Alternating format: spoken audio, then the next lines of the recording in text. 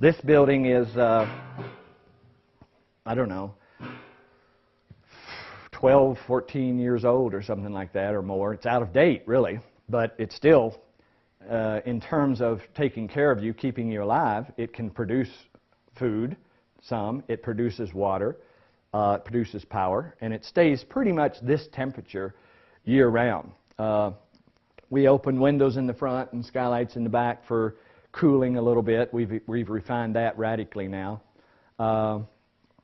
We obviously get the heat from the south, and this is a tire wall. The shelf is actually the mesa floor, so it's only tires from there up, and the earth shelf is just plastered earth cliff all the way around to there, and then that's a full-on tire wall. But this room is like a really good example of just like the early simple method of doing this. And we just buried it, put good insulation on it. I'll get into the roof slopes and all of that more with the water tomorrow. But you can see that this room is designed by the phenomena. We need the sun. The sun's from the south. The sun's not from the north or the east or the west. The major heating sun is from the south, so the building opens up to the south, and it's a pocket that stores temperature. And so that's the early rationale for how these were built, the material to build them out of. And it's like always, if when we look at the tire situation, we're killing a lot of birds with one stone. We're getting rid of a product that's a problem, and we're providing us a building material that is, like I say, indigenous to the entire planet, and it's low tech, and people can learn how to do it. And when it addresses that many issues, it starts to have extreme validity, let's say. So the component that we're doing these with is a mass component that has all these other attributes. Like I said, if I found something better, I would be using it in a heartbeat, but I haven't. So then we bury them, and this building's a good example of that. Well, then we ran into, this is just the structural thermal side of this. The power, water, and sewage side of it even gets more complicated in terms of what we ran into. We ran into, like in an extreme situation, a room like this could get down to 60 degrees. And I was fine with that. 60 degrees with no fuel whatsoever when it's like 20 below zero Fahrenheit outside. I'm like, that's a success story to me. I actually got sued because there's a regulation, let's call it, in the codes that says that 41 inches off the floor of a building has to stay 73 degrees day, night, winter, summer. That's a regulation. That's in the codes. And of course, all buildings are set up to do that. That's the way the engineers design the heating systems. And what they haven't faced there is that if the electricity goes off or the gas goes off, that 73 degrees goes away. But as long as the electricity is running and the gas is running, they can maintain that, and engineers design buildings that way. And so I found myself in a whole different realm here. Okay, I can't maintain 73 degrees. I can keep it between 60 and 80 with no fuel. And so I had to go to court, and I tried to explain that to the judge. I said, well, what if the power goes off, the electricity goes off, or the gas goes off, that 73 degrees is going to drop drastically. That, in certain cases, like in Maine a few years ago, the ice was on the lines, broke the lines. People were without power, and their toilet bowls were freezing. They were gathering together in gymnasiums and armories and things like that with forced heaters, propane heaters, just to stay warm. Their houses were worthless, not usable. So I said, well, Your Honor, what if the power goes off and the gas goes off, that 73 degrees is not going to happen. Here, yeah, we have a lower temperature. 60 degrees is a low and 80 degrees is a high, but it's going to be there no matter what. Judge didn't buy it. So yeah, I got fined and everything.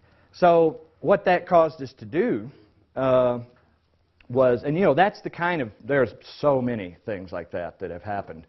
The judge in that case, this was, I don't know, 8 or 9 years ago maybe, but the judge just wasn't even willing to talk about the possibility of the power flailing or the gas not being available.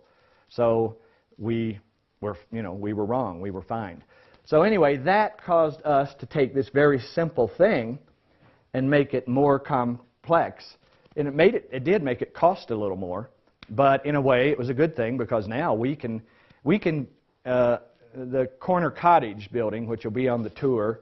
I don't know who's staying in it now, but and it is pretty much new off the line, not even totally finished in terms of landscaping, and it's obsolete. But and that's what happens. I mean, like it's evolving really fast, and because we just keep learning more. We're using the corner cottage design for the new education facility next door that the governor is paying for. That's an interesting situation right there because I went on and got in more and more trouble with these regulations, and they took my license in New Mexico 5 or 6 or 7 years ago, something like that. And then a year ago, the governor gave me $300,000 to build a building to illustrate this stuff. So it's like, what am I doing wrong here, or what am I doing right, whatever. I call it getting served shit and peanut butter on the same plate. But and it's always that way.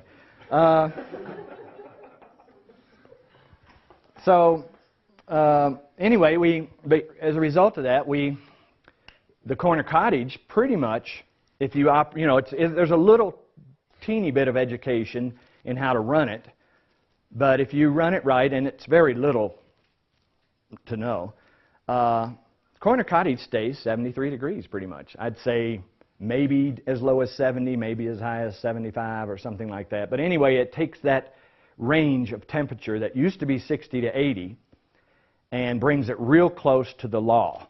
And of course now a judge would say, a judge would agree with me now. They would say, if you can keep this building within 8 or so degrees of 73 without fuel, then that is a success story. But 10 or so years ago, they weren't buying that. And so what it did is launch us into taking this science, let's call it, a little further. So like the early sections then. So I mean, what I'm getting you to do then is understand why these designs are the way they are. And because people come here to either build these for a living, to build them for themselves, to share the information, whatever. And it's really important to know why we're not just doing these because they look cute or whatever.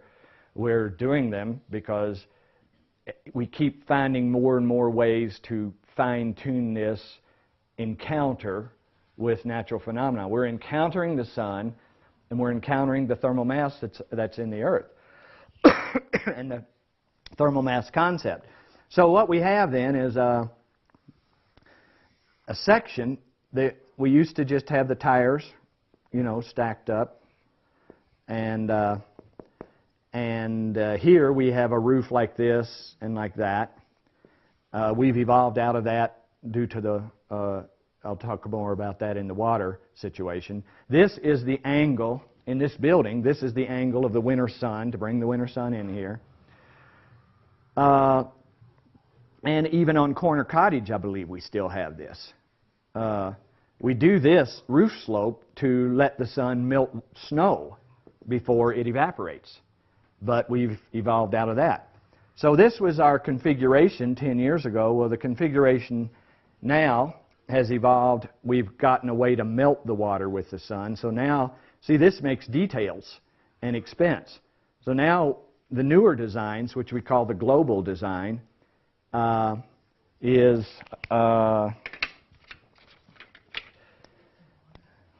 thanks. The newer design is a roof is is one configuration, one line. That's obviously cheaper. Has a greenhouse here, and this building, see, has a greenhouse, but it has also got a greenhouse here, glass. And so what that means, we're into this thing now we call internal space, because out here it could be -30 in this first greenhouse, which you'll see at Corner Cottage and the Phoenix and even in the global models now. It could get down to 45 or 50 in here. But this is for plants, not people. But people do hang out in the front and skylights in the back for cooling a little bit. We've refined that radically now. We obviously get the heat from the south, and this is a tire wall taking care of you, keeping you alive. It can produce food, some. It produces water. It produces power, and it stays pretty much this temperature year-round. We open windows, and this room is like a really good example of just like the early, simple method of doing this. And we just buried it, put good insulation on it. I'll get into the roof slopes and all of this. Building is, I don't know,